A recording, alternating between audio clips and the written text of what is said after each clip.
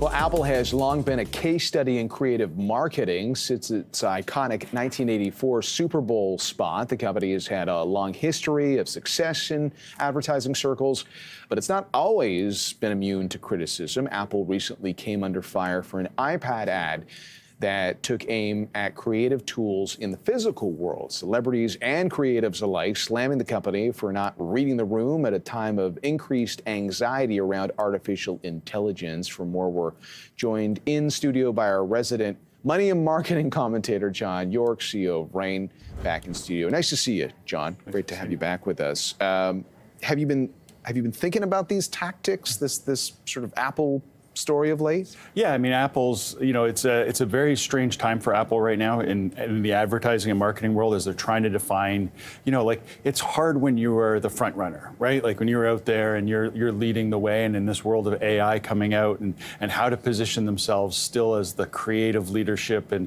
if you go back to 1984, they were the guys up against it. They were the challenger brand, and they were going to take on the gray world of corporate America.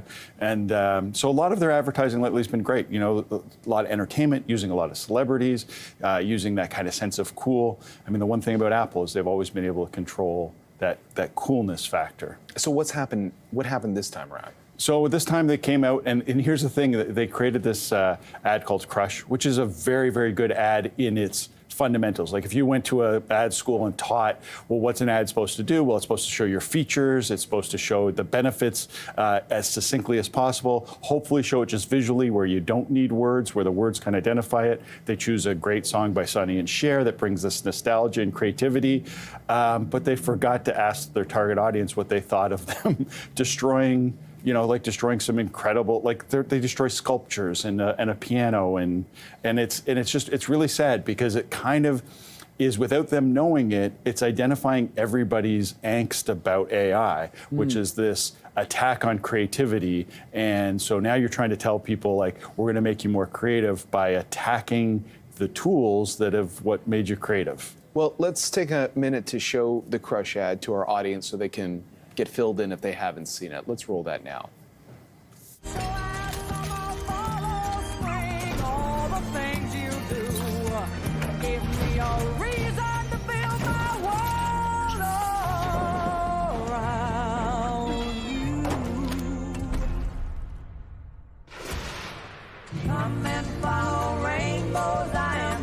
The most powerful iPad ever is also the thinnest. All I ever need is you.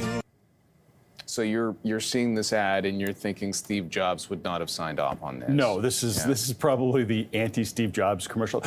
First of all, Apple came out and apologized about the commercial after the. I think Steve Jobs also wouldn't have apologized about an ad ever. I think Apple has the very distinct ability with the amount of resources they have. They could have just shot another commercial, gone to market. They didn't need to come out and apologize, but they did. And I actually think that kind of highlights what we're talking about today. It kind of highlights more about the mistake they made. So it's strange that they apologized. I don't think Steve would have apologized for it. Probably wouldn't have produced this ad in the first place. Why do you think they did apologize? I think it's two reasons. There's a cynical side of me that's like, well, one thing to get people to talk about the iPad more would be to apologize and come out and make this a controversy. There's always that. I think more it was because I think deep down inside they realized that this is a huge miss. And given that the stakes they have coming out with the iPhone 16 and new AI tools, do they really want to be seen as the people who are crushing guitars and cameras? Like those tools that they crush, there's an emotional, visceral response from the arts community about it, and a lot about written. The irony of it all is if you go to TikTok, Crush videos are quite popular, and you're able to go out, and I find them fascinating, but they don't usually crush 35 millimeter cameras or a piano.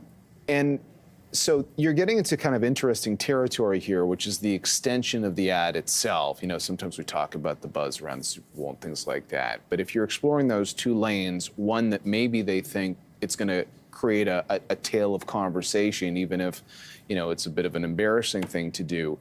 What happens in your experience with brands that do apologize? Does it work? Does it lead to, I guess, what you want, which is more stuff sold? Yeah, I think so. If it's authentic and it's backed up, I think it works. A lot of brands do come out, they'll apologize for either ads they do, and then some like Nike, who's renowned for stepping, kind of doubling down on their positions, whether it's controversial athletes, they're able to reestablish themselves. I think Apple needs to define itself in the creative market to say, are they the creative tools going forward? And so they really do need to continue to have that marketplace.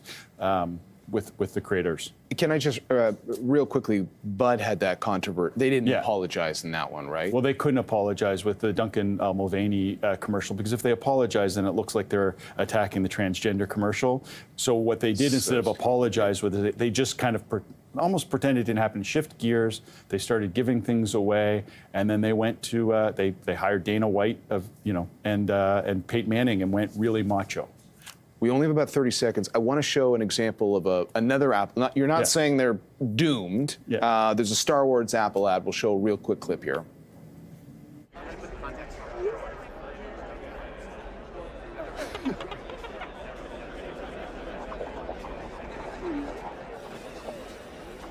want to see all my friends at once.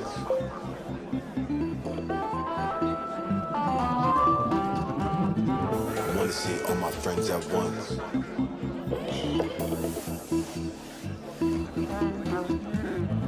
I want to see all my friends at once.